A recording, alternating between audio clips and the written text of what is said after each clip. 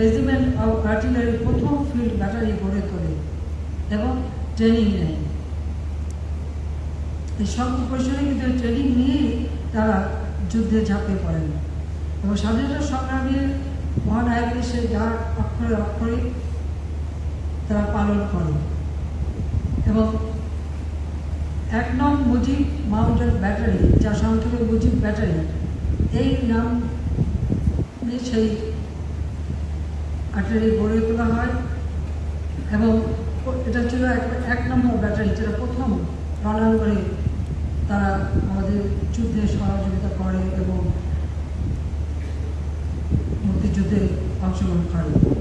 এই যুদ্ধে এই মুজিব ব্যাটারি মালদা বাজার, সালদা নদী, কসবা, আখাউড়া, সিংগাই, বিল, ফেনী, চট্টগ্রাম অঞ্চলের বিভিন্ন অপারেশনে কার্যকরী ফায়ার সহায়তা প্রদান